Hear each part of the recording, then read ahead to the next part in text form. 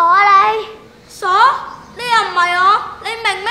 我唔明，但你跳咗落去可以解決到問題咩？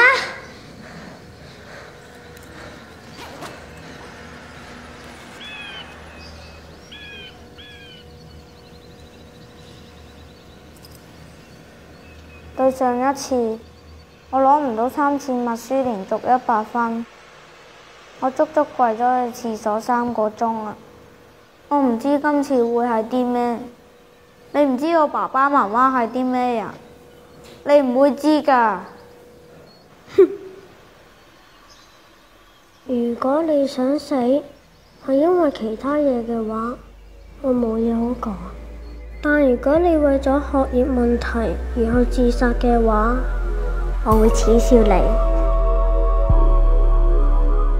你知唔知而家一個大學畢業生出嚟揾幾多錢啊？俾夠你13,000蚊你咧，我中五畢業出嚟洗碗啊，都揾多過你啦。到時啊，仲有10幾萬關窿有排你還啊！你可能會話洗碗冇前途，咁唔通讀書就有咩？連讀唔讀到書都冇前途，點解我哋要花啲時間嚟讀書，唔拎啲時間去玩啊？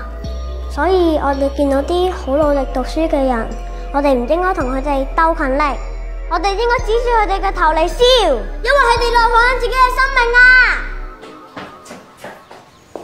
你黐線㗎，你自己唔讀就好啦，你憑咩叫人唔好讀啊？咁樣你覺唔覺得你自己好自私啊？咁你覺得讀書有前途咩？香港地讀唔讀到書都係冇前途，但係我哋始終會大個，會出嚟社會做嘢。咁你有咩高見啊？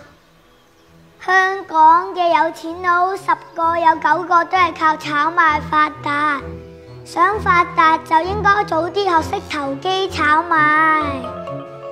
正所謂你唔揾競爭，競爭都要揾你。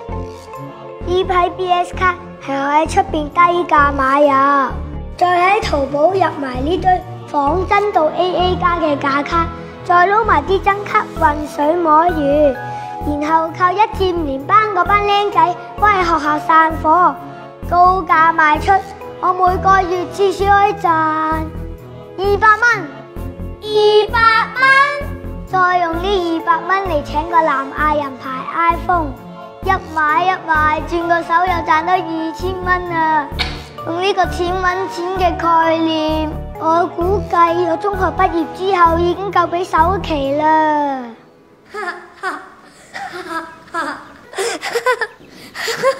咁辛苦左計右計，先夠錢俾個首期。你有冇諗過，就算你夠錢俾首期，供完層樓，你都50歲啦，你做人仲有咩意義啊？我個人呢就比較實際嘅，現階段我會扮住乖仔先，同時提升爹哋媽咪嘅避孕意識。吓？你唔明啊？如果你多咗細佬妹，換個1份啊都要分2份啦。咁食呢？零用錢呢？不過最重要嘅係，第時少個人同你分家產。分家產要等幾多年㗎？2015年世界衛生組織發表報告，將香腸、火腿、煙肉列為1級致癌物，長期食用罹患大腸癌嘅風險會增加18%。牛油經過高溫加熱會產生環狀芳香族碳氫化合物，從而加強突變物質嘅致癌作用，引起肺癌。最近世衛亦都指出，經常飲用65度至70度嘅熱飲，患食道癌嘅風險會比較高。一個人嘅壽命其實同飲食習慣好有關，習慣唔好就好快死㗎啦。裏面寫咗一啲關於慢性死亡嘅資料，你哋慢慢參考下啦。爸爸媽媽唔喺度，我就唔使學曲棍球、芭蕾舞、西班牙文同埋非洲鼓。你哋知唔知道非洲鼓係乜嘢啊？唔知唔緊要，正常嘅。唔好話你哋啊，有好多非洲嘅小朋友都未見過啊，有好多人死咗都唔知非洲鼓係乜嘢啊，點解要學埋啲咁冇用嘅嘢啊 ？Michael，你放咗學啊，做乜唔喺大堂等我哋啊？等我同爸爸周圍咁揾你啊！